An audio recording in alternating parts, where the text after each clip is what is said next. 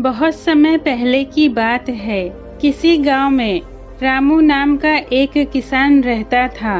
वो बहुत मेहनती था। एक बार की बात है, गर्मियों के दिन थे।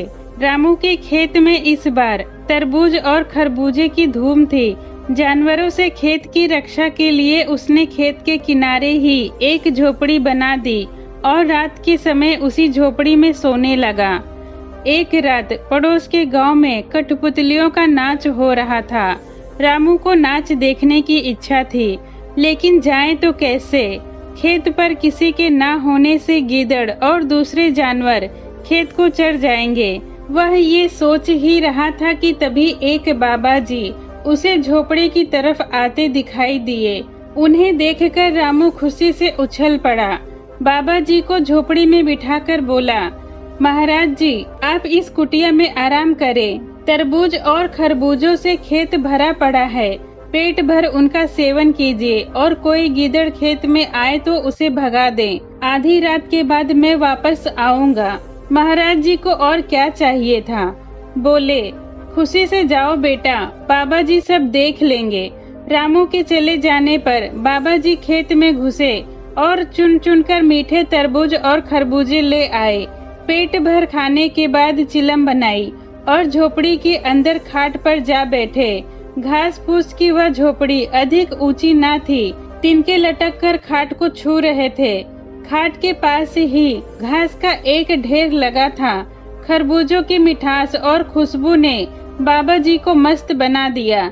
मस्ती में आकर चिलम के ऊपर आग रखी और जोर से दम लगाया कि हाथ भर लंबी जोत ऊपर लपक उठी। तिनकों ने तुरंत आग पकड़ ली और देखते देखते झोपड़ी धू धू कर जल उठी। बाबा जी कूदकर बाहर जाना चाहते थे कि अपनी ही धोती से उलझकर गिर पड़े और आग की लपटों में जलकर भस्म हो गए।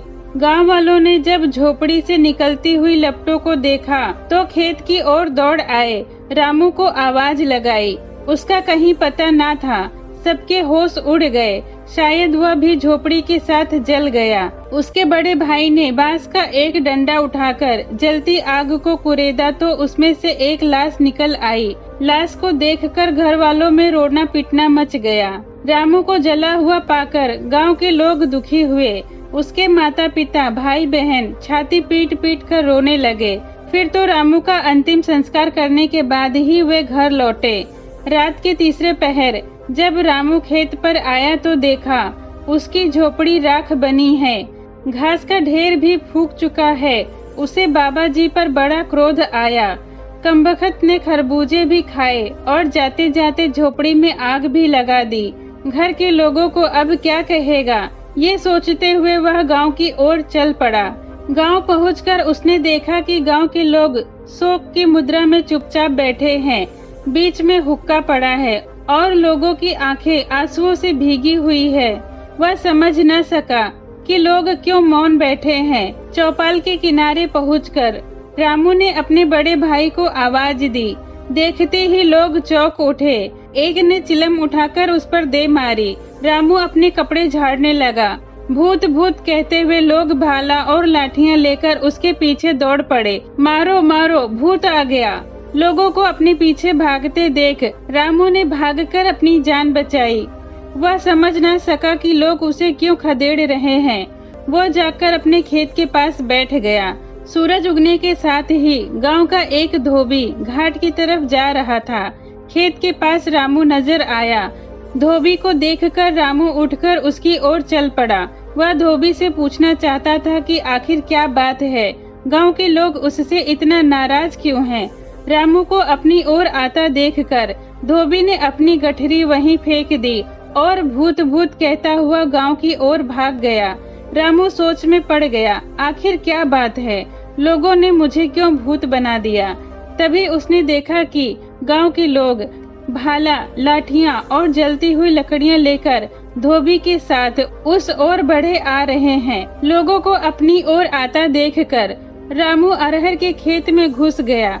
कहीं किसी ने भाला फेंककर मारा तो मुफ्त में जान गंवानी पड़ेगी। मूर्खों ने जिंदा आदमी को भूत बना दिया है। ये सोचते हुए रामू ने कहा, रात को ही यहाँ से निकलूंगा और जाकर भैया से अकेले में मिलूंगा। तभी उन्हें बताऊंगा कि मैं भूत नहीं हूँ। जब रात के लगभग 10 बज गए तो रामू डरते डरते गांव में पहुंचा, कोई देख न ले इसलिए छिपता छिपाता वह गांव के किनारे नीम के आड़ में खड़ा हो गया। मौका पाते ही उसने अपनी भैया से बोला, भैया डरना नहीं, मैं भूत नहीं हूँ। इतना सुनते ही उसका भाई इतनी जोर से चीखा कि गांव वालों की नींद खुल गई। लोग आकर इकट्ठा हो गए। लोगों को देखकर रामू डर गया, सोचा कि भागने में ही भलाई है। वह तेजी से भाग खड़ा हुआ। गांव के कुत्तों ने दूर तक उसका पीछा किया, किंतु अरहर के खेत में घुस जाने के कारण उसकी जान बच गई। पूरे गांव में दहशत छा गई। लोग परेशान हो उठे। कमबख्त स्वयं तो मरा, दूसरों के लिए मुसीबत बन गया है। भूत के डर से लोगों ने अपने काम काज छोड़ दिए। ऐसा भूत कहीं नहीं देखा जो न हल जोतने दे, न कपड़े धोने दे और रात रात गांव में आकर लोगों को परेशान करे। अगले दिन गांव में कुछ सिपाहियों को लेकर एक थानेदार आया। उसे एक डाकू की तलाश थी।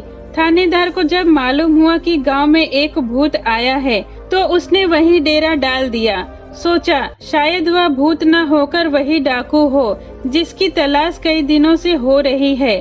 थानेदार ने गांव वालों को बुलाकर पूछा, वो भूत तुम लोगों को कहाँ घेरता है? गांव वालों ने बताया कि वह ज्यादातर अपने खेत के आसपास ही बैठा रहता है, जहाँ झोपड़ी में रामू जलकर मरा था। थानेदार ने मूंछों पर ताव देते हुए बोला, अच्छी बात है, आज रात को हम उसे पकड़ लेंगे। तुम लोग भी हमारे साथ चलना। जब रात हुई, चारों ओर घना अंधेरा छा गया तो गांव के लोग थानेदार और सिपाहियों के साथ उस जगह जा पहुँचे। खेत पर जाकर थानेदार घोड़े से उतर गया। उसने सुरक्षा के लिए सिपाहियों को 2 खूंटे जमीन में गाड़ने के लिए कहा और घोड़े के पिछले दोनों पैर खूंटे से बांध दिए ताकि कहीं घोड़ा भाग न जाए। अब वे लोग भूत की तलाश करने लगे। रामू अपने खेत के निकट लेटा हुआ था।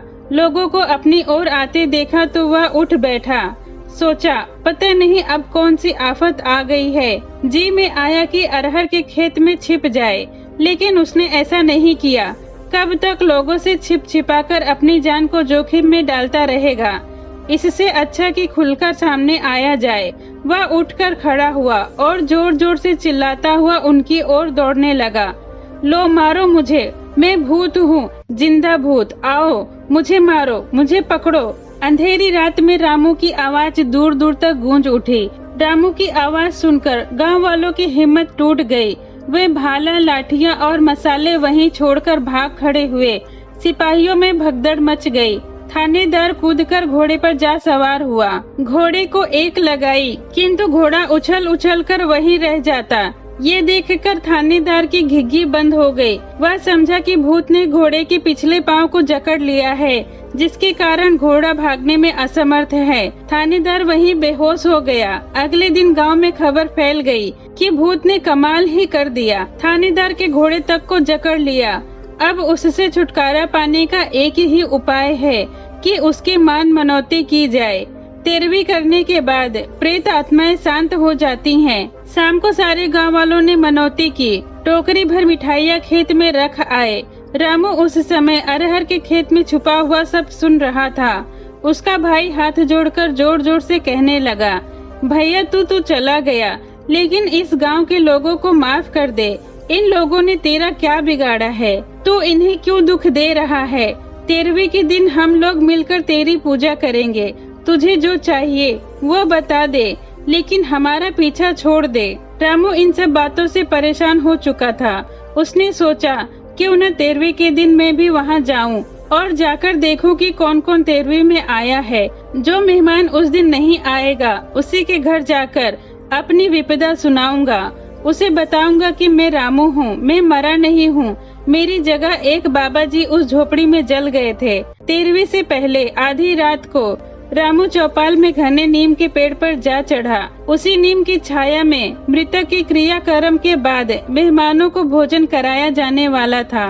तरह तरह के पकवान परोसे जाने लगे। ये देखकर रामू के मुंह में पानी भर आया, लेकिन वह पेट पकड़कर चुपचाप बैठा रहा। उसने देखा सभी लोग दावत उड़ाने आए हैं। रात को जब सभी सो गए तो वह नीम के पेड़ से नीचे उतरा और उदास होकर गांव के बाहर जाकर एक पेड़ के नीचे बैठकर सोचने लगा, गांव वालों ने तो मुझे मरा समझकर मेरा क्रियाकर्म भी कर दिया। अब मैं कहाँ जाऊँ, किसे बताऊँ कि मैं भूत नहीं हूँ, मैं जिंदा हूँ। तभी पीछे से उसे एक आवाज सुनाई दी, अरे रामू, तू यहाँ क्या कर रहा है? रामू ने पीछे पलटकर देखा तो उसका मित्र मोहन, जो परदेश कमाने के लिए गया था, वह आज ही गांव लौटा था। रामू को एक आशा की किरण दिखाई दी। रामू ने अपनी दुख भरी कहानी मोहन को बता दी। मोहन ने उसकी बात सुनकर पहले तो गांव वालों की मूर्खता पर हंसा, फिर उसे साथ लेकर गांव पहुंचा। उसके माता पिता और गांव वालों ने जब मोहन और रामू को साथ देखा तो देखकर चकित रह गए। मोहन ने सारी कहानी सुना दी। गांव के लोगों ने रामू को गले लगा लिया और अपनी मूर्खता और जल्दबाजी पर बहुत लज्जित हुए।